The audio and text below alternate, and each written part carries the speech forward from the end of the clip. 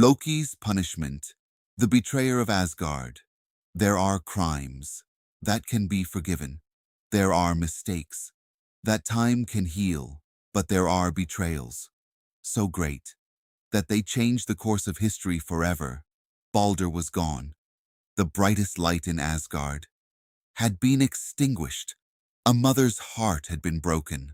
A brother would carry unbearable guilt.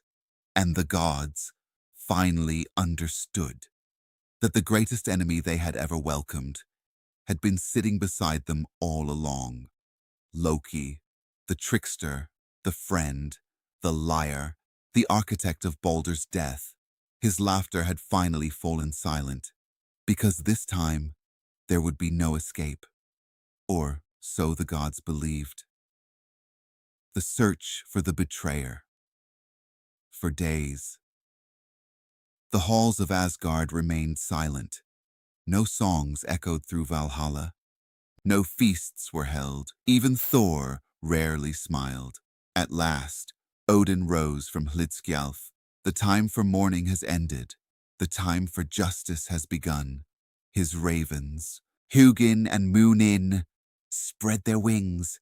They flew across every realm, searching forests, mountains, frozen valleys, the shores of Midgard. But Loki was gone. The trickster had vanished without leaving a single trail. Even the ravens, masters of thought and memory, could not find him. A house at the edge of the world, far from Asgard, near the roaring waterfalls of a lonely mountain. Loki built a small house, but it was unlike any other home.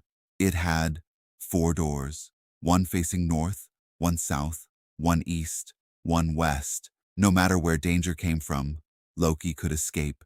Every evening, he climbed to the roof, watching every path, every valley, every cloud. His mind never rested because for the first time, he feared someone else was hunting him. The first fishing net.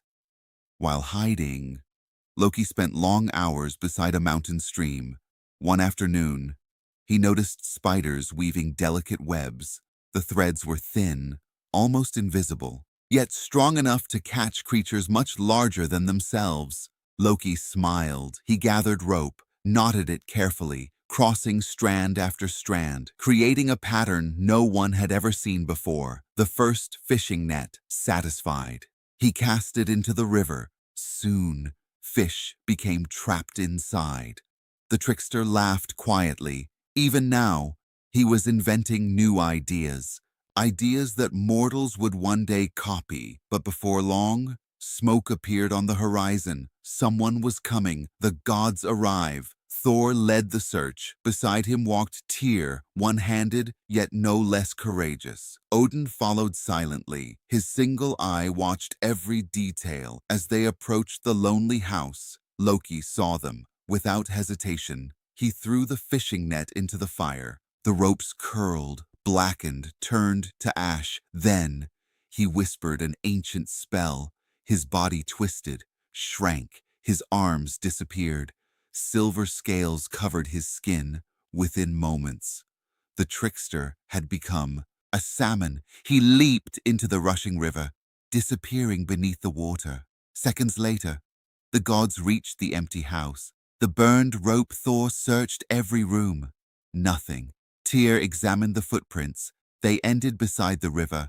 Odin knelt near the cold fireplace. Among the ashes, he noticed strange blackened cords. Unlike ordinary rope, they crossed over one another in a curious pattern.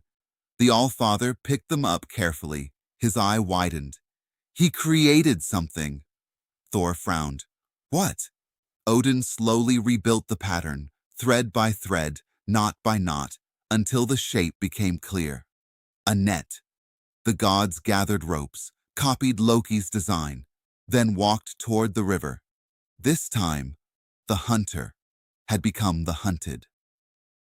The chase beneath the water. The river rushed swiftly through the valley. Thor and the others stretched the net from one bank to the other. Then slowly, they pulled it upstream. Every fish fled before them. Loki darted between rocks, twisting through the current. At the last moment, he leaped over the net, escaping once again. Thor growled, "He cannot do that twice!" The gods carried the net farther upstream. This time, Thor himself stood in the deepest water, waiting. Again, the net closed around the salmon. Again, Loki raced toward freedom. He jumped high into the air. But Thor had been waiting with lightning-fast reflexes. He reached upward. His enormous hand closed around the fish. Loki struggled wildly, his body twisted violently. Thor's grip slipped toward the tail. The fish thrashed with desperate strength. Even today, salmon have unusually narrow tails. The Vikings believed it was because Thor squeezed Loki so tightly during that final desperate struggle. Escape was over. Judgment in Asgard bound in chains. Loki was brought before the gods. No one spoke. No one defended him. Not even Odin. Thor stepped forward. "You murdered Balder." Loki smiled bitterly. "I never threw the dart." Thor's eyes narrowed.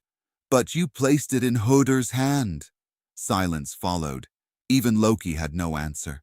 For the first time in countless years, the trickster stood without a clever lie. Justice had finally caught him. The price paid by family. The gods brought forth Loki's sons, two innocent boys, Narfi and Vali.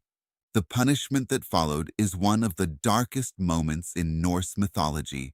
Some ancient poems tell it briefly, others in greater detail. According to the traditional story, the gods transformed Vali into a savage wolf. Unable to control the magic forced upon him, he attacked his own brother. Narfi did not survive. When the terrible madness ended, the wolf's curse faded. But the tragedy could never be undone. The gods gathered Narfi's entrails, using powerful magic. They transformed them into unbreakable bindings, not iron, not rope, living bonds, stronger than any chain. The same gods who had once bound Fenrir now bound Loki. The cave beneath the earth, deep beneath the mountains. The gods dragged Loki into a dark cave. 3 enormous stones rose from the ground. They tied him tightly against them, his arms, his legs, his shoulders. He could not move. Above his face, the gods placed a monstrous serpent. Its fangs dripped burning venom. Drop by drop, the poison fell. Whenever it touched Loki's skin, his screams echoed through the 9 realms. The punishment would last. Not for years, not for centuries, but until Ragnarok itself. Sigin's endless loyalty. Not everyone abandoned Loki. His wife, Sigyn, refused to leave. Every day, she sat beside him, holding a wooden bowl above his face, patiently catching the serpent's venom. For hours, sometimes days, not a single drop touched him. But eventually, the bowl filled. Sigyn had only one choice. She had to empty it. For a few brief moments, she stepped away. During those moments, the venom struck Loki's face. His body convulsed in unbearable agony. The mountains shook, the earth trembled, the seas rippled. The Vikings believed every earthquake was caused by Loki struggling against his bonds as the serpent's venom burned his flesh. Then Sigyn returned, lifting the bowl once more. Her silent devotion endured. Long after the other gods had gone. The silence before the storm. The gods believed justice had been served. Loki could no longer deceive them. He could no longer spread chaos. The 9 realms slowly returned to peace. But Odin, once again, did not celebrate. He climbed to Hlidskjalf, looking across creation. Fenrir remained chained. Jormungandr still circled Midgard. Hel ruled her silent kingdom. Loki suffered beneath the earth. Everything appeared secure. Yet the Allfather remembered Mimir's warning. Destiny cannot be imprisoned. It can only wait, far to the south.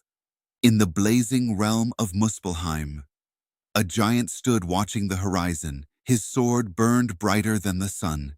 He had waited since the dawn of creation, patient, silent, knowing his hour would come. His name was Surtur, and when he finally marched, the world itself would catch fire.